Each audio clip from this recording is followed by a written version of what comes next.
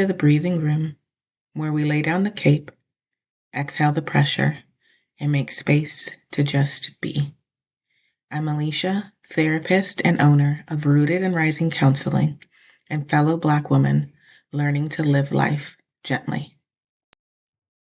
Today's episode is called My Anxiety Looked Like Hustle. If you've ever looked hella productive on the outside while slowly falling apart on the inside, this episode's for you. There was a time when I believed that rest was reserved for when everything stopped, like completely stopped. Like if I didn't puke, pass out, or die, I could keep going. I'd wake up, go through my to-do list, and before my feet even hit the floor, I was already stressed about the day.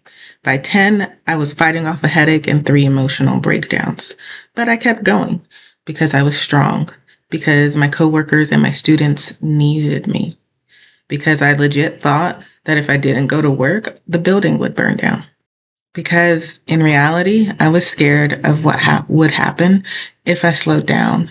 I told myself I was being ambitious and dependable, but really it was my anxiety showing up, but looking like hustle.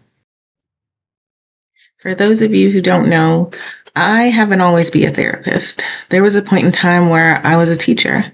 And I remember this one time in particular. I went to work even though I had no voice. And I was sitting in my classroom, legit writing on a whiteboard, trying to get my students' attention instead of just taking myself home because they needed me. Instead of going home and resting, I called myself thugging it out. My anxiety had me in a chokehold. On a regular basis, I would get home and I would feel mentally and emotionally drained. I was completely wrecked. And for the longest time, I told myself it was because I'm an introvert, because I had to talk to people all day.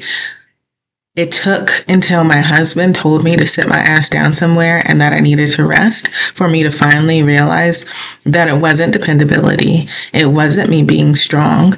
It was anxiety. So let's name it. Anxiety doesn't always look like meltdowns and panic attacks. Sometimes it looks like always having to have something to do. Sometimes it looks like over-explaining yourself or feeling guilt if you take a break. One day I was reading the story of Martha and Mary in Luke chapter 10, and something clicked. Martha was running around, she was serving, she was preparing, and Mary was sitting at Jesus' feet. Martha was pissed. She was looking at Mary like, what are you doing? You need to get up and help me. But Jesus didn't applaud Martha's hustle. Instead, he told her in Luke 10:41 and 42, Martha, Martha, you are worried and distracted by many things, but only one thing is necessary. For Mary has chosen the good part, which shall not be taken away from her. That took me out because it meant that rest was not weakness. That rest is a right and it's a command. It can wait. They can wait. God's got it. And sometimes the most faithful thing you can do is sit down.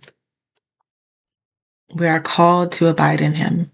We are called to seek first his kingdom, and all else will follow. But instead, we seek first the bag. Okay, so rest is important. You got it. But how do you do it? If you're anything like me, you're thinking there's 1,000,001 things to do. And if I don't do it, it's not going to get done. But you need to remember that when you burn out, it ain't going to get done either. Your cup can't runneth over if you don't take the time to rest. And when you rest, rest in him. If you can, pause with me and do this quick grounding exercise. You can do it any time that you are feeling overwhelmed or like life is getting heavy. Okay, place your feet on the floor. Notice the weight of your body being supported. Take a deep breath in. On the inhale, say, I am safe to rest. On the exhale, say, I release the pressure. Inhale, I don't have to earn my worth. Exhale.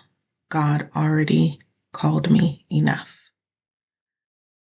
Now bring your mind to a place, a person, or an image that feels peaceful or comforting.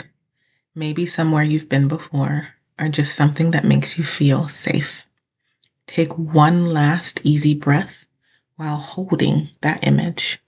Remember, He will keep the mind that stayed on Him in perfect peace. When you're ready, wiggle your fingers and toes, look around your space, and bring yourself back to the present moment. If this episode spoke to you, I want to hear from you. DM me on Instagram at GetRootedRising, or just share it with a sister who needs to remember to breathe. And if you're still learning to stop performing strength like I am, know this. Rest is not weakness. You're human, and that's enough.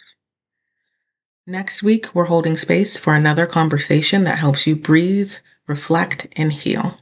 Until then, this is The Breathing Room, a Rooted and Rising podcast. Take care and take up space.